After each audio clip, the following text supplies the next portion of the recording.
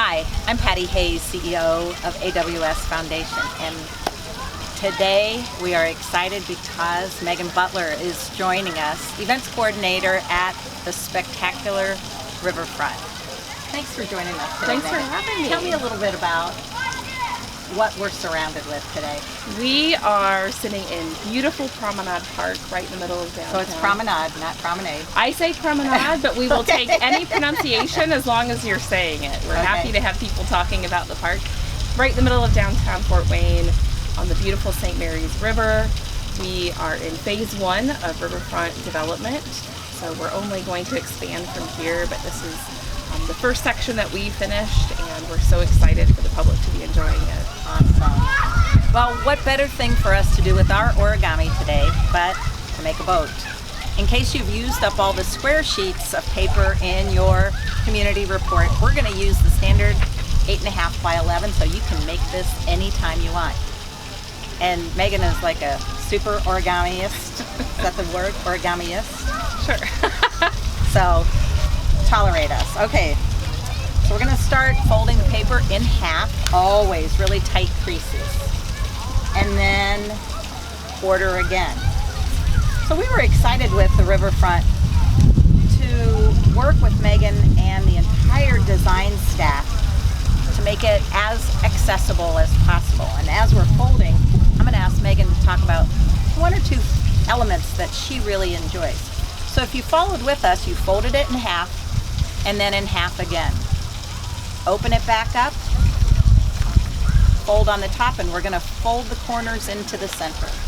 So Megan, what are some of your favorite elements? I love, as many people do, the swings. We have 2 sets of urban swings. They have 3 swings each.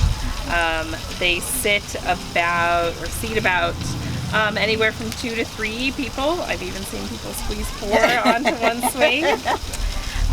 And they are great for everybody, but they're in particular great for people with sensory needs, extra sensory needs.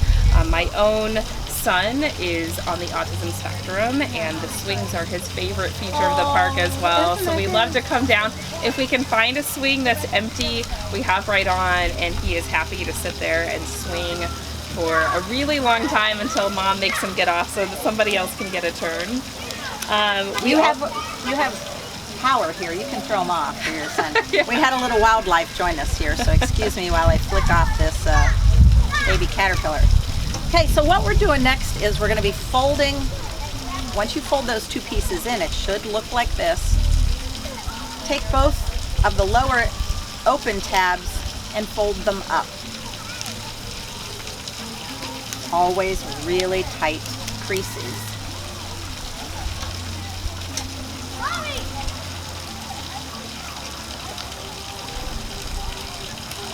Now you're going to fold up just one of them and flap those 2 sides back.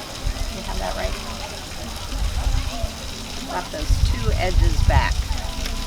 Then fold the bottom edges on that loose sheet up to meet the edges. It is going to make sense.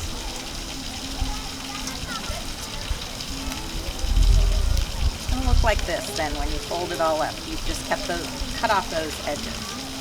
Planning ahead, go ahead and fold both ways at the top of that. As Megan and I practiced, we decided this was the better way to go.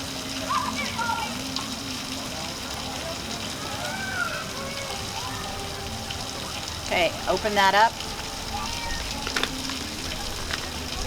and just fold it the opposite way. She's good. On each side, fold the bottom up to the top, so it'll be a triangle shape.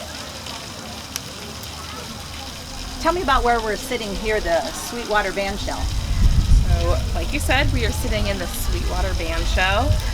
For an event manager like myself, this is an especially exciting feature of the park because it is a double-sided band shell. You don't see those very often, and in fact, until I worked for Riverfront, I had never seen one.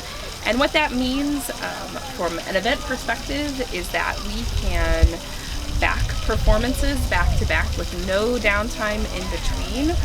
So for the grand opening on Friday night, we were able to do one performance on one side and then immediately roll into another performance with zero silence in between. And so while one side was having a performance, the other side could be setting up and getting ready for its next performance. Great.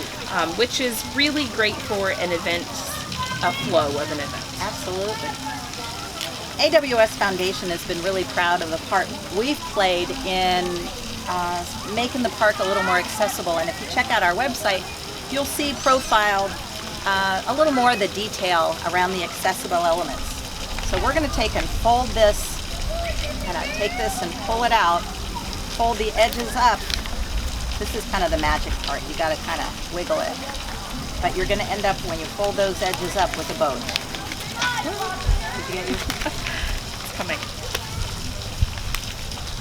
It gets a little wrinkled, but unless you've sprayed the paper with wax coating, this is a one-trip boat down the rill. I got mine. You got yours ready to go? I think so. Okay, Andy, come join us over by the rill. Tell everybody where we're standing. We are in the Dormer Kids Canal. It's one of the most popular features of the park. It's our interactive water feature designed to mimic a river. So it flows through the entire south side of the park and takes a little winding path, and there are rocks you can jump from, and you can also splash in the water. Very good. We had to throw a couple kids out, so we're going to do this real quick. Watch us float our boat. Ah, they work! Oh, that one's dying. Oh, that one, Titanic. Paper boat! Yep, we go. Here we go. Oh, no. Thank you again for sharing with us this gorgeous park. Thanks for coming. I encourage everyone who's watching the video to come down, give yourself plenty of time. There's activities here, and try out Trouble Brewery. They'll cool you off.